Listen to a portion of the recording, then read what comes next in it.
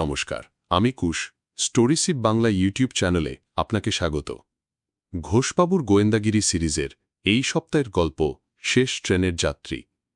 গল্পটি ভালো লাগলে লাইক ও কমেন্ট করে জানাবেন। প্রতিদিন এরকম গল্প শুনতে চ্যানেলটি সাবস্ক্রাইব করে বেল আইকন প্রেস করে রাখতে ভুলবেন না। গত পর্বে শুনেছেন, ঘোষবাবুর তদন্তে বেরিয়ে আসে ট্রেন থেকে পাওয়া মৃতদেহটি আসলে অরুণ দত্ত নয়, বরং এক সাধারণ মানুষ, রবিন ঘোষ, যে প্রতারণার শিকার হয়ে প্রাণ হারায়।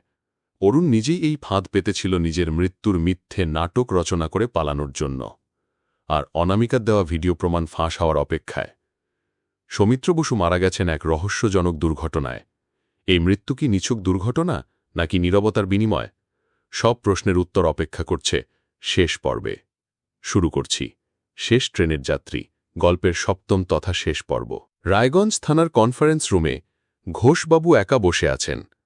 দেয়ালের ঘড়িতে তখন দুপুর 1:10। অনামিকা দেওয়া ভিডিও ফাঁস হতে আর মাত্র 50 মিনিট। অরিন্দম বলল, স্যার, আমাদের হাতে এখনও একটাই সুযোগ আছে, যদি আমরা অরুণ দত্তকে প্রকাশ্যে আসতে বাধ্য করতে পারি। ঘোষবাবু বললেন, সেই নিজের মৃত্যুর নাটক সাজিয়েছে, তার মানে সে কোথাও কাছাকাছি লুকিয়ে আছে, শুধু সাহসের সাথে বেরিয়ে আসার অপেক্ষা। বেলা 2:02 বিবিসি সাউথ এশিয়া ও রয়টার্স ইন্ডিয়া তাদের হোম পেজে শিরোনাম করে, ইন্ডিয়া কর্পোরেট ফ্রড এক্সপোজড, কি অফিসিয়াল ফেকড ডেথ। ভিডিও ক্লিপে অরুণ দত্তকে দেখা যাচ্ছে তার নিজের কণ্ঠে সমস্ত দুর্নীতির বিবরণ দিচ্ছে। সে ফাঁস করেছে সৌমিত্র বসুর নেতৃত্বে কিভাবে ফান্ড ম্যানিপুলেশন, শেল কোম্পানি, বিদেশি বিনিয়োগের নামে কোটি কোটি টাকা পাচার হচ্ছিল। ঘোষবাবুর কানে বেজে ওঠে ইনবাউন্ড কল। অপর প্রান্ত থেকে এক কাঁপা কণ্ঠ বলল, আমি অরুণ দত্ত বলছি, আমি আত্মসমর্পণ করতে চাই, শুধু অনামিকার নিরাপত্তার গ্যারেন্টি চাই। রাত 8:30। ঘোষবাবু ও অরিন্দম কলকাতার সাউথ সিটি মলের পার্কিং লটে গোপনে পৌঁছান। একটা কালো হুডি পরা লোক এগিয়ে আসে, মাথা নিচু। সে হাঁটু গেড়ে বসে বলে, ঘোষবাবু, আমি পাপ করেছি, কিন্তু আর মানুষ মরুক তা চাই না। আমি জানতাম সৌমিত্র বসু আমাকে খুন করাবে, তাই পালিয়েছিলাম। রবিনকে ব্যবহার করেছি, সে ছিল আমার ছায়া, আমার প্রতিচ্ছবি। আমি তাকে বলেছিলাম রোল প্লে, কিন্তু আমি জানতাম সে মরবে। ঘোষবাবুর মুখ শক্ত হয়ে যায়। তিনি শুধু বলেন, সত্য বললেই কি অন্যের মৃত্যু মাপ হয়ে যায়? অরুণ জানায়, আমি চাইনি রবিন মরুক, কিন্তু সৌমিত্র ওদের লোক পাঠিয়েছিল।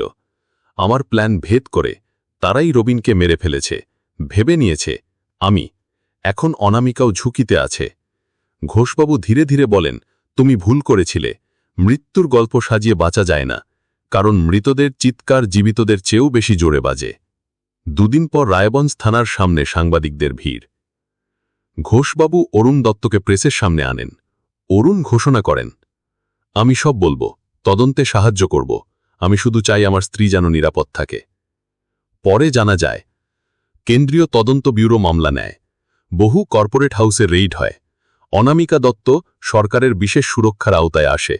রবিন ঘোষের পরিবারকে সরকারি সহায়তা প্রদান করা হয়। রায়গঞ্জ থানার ছাদে দাঁড়িয়ে ঘোষবাবু সন্ধ্যার আকাশ দেখছেন। পাশে দাঁড়িয়ে অরিন্দম।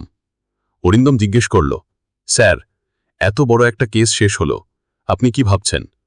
ঘোষবাবু ধীরে বলেন, সত্য মাঝে মাঝে লুকিয়ে থাকে ট্রেনের শেষ কামরায়, যেখানে কেউ খোঁজ করে না। কিন্তু একবার যদি সেই সত্য যাত্রা শুরু করে, কোনো ষড়যন্ত্রই তাকে থামাতে পারে না।